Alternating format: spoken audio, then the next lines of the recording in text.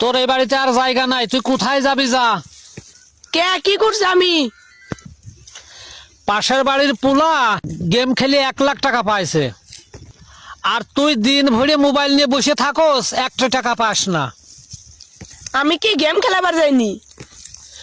তুই গেম খেলাইবার যাস না ঠিক আছে, কিন্তু সবসময় তো মোবাইল নিয়ে টিপাটিপি করার তালে আসা।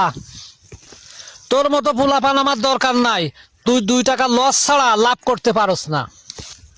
চাচা কেস কেস করো কে?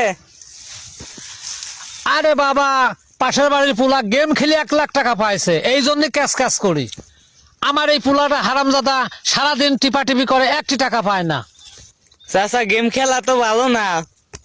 তোমারও ঢঙ্গের কথা আমার আর বুঝাইব না, আমার টাকার কাজ। পোলা কাজে দেও, কাজ শিখাও, বাইরে পাঠাও, ট্যাগ আমায় করে দিব, কামে লাগবো। মোবাইল টিপে যদি টাকা পাওয়া যায় তা এত পরিশ্রম করে কিনা? ওই টাকা যেমন আসে ওমন যায়। অবজিয়ারে ভিডে বাড়ি বেইছে সারা হয়। এই তুমি এখান থেকে যাও, তোমার কারণে আমার এই পোলাটা নষ্ট হয়ে যায়। চাচা এখানে কি হয়েছে? এত ক্যাশ ক্যাশ লাগাচ্ছে কে? আরে বাবা তুমি দেখো না, আমার আছে জ্ঞান দিবার জন্য। কি জানতে পারছি কি হয়েছে?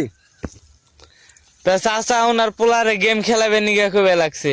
পাশের বাড়ি পোলা বলে 1 লাখ টাকা পাইছে, এই জন্য রাগারাগি লাগাই দিছে। ওনার পোলা পাইল লাখে।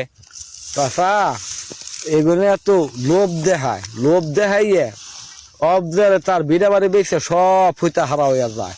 এগুলো তো চাচা ভালো না।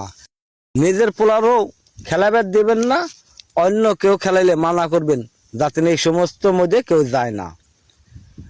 লোভে পাপ, পাপে মৃত্যু, এই কথাটা মনে থাকবো। আগে তো আমি জানি নাই, এখন আমি বুঝছি। গেম খেলা নিজেরাও বাদ দেন, অপরকেও বাদ দেওয়ার কথা বলে দেন। এবার চাচা বুঝছেন?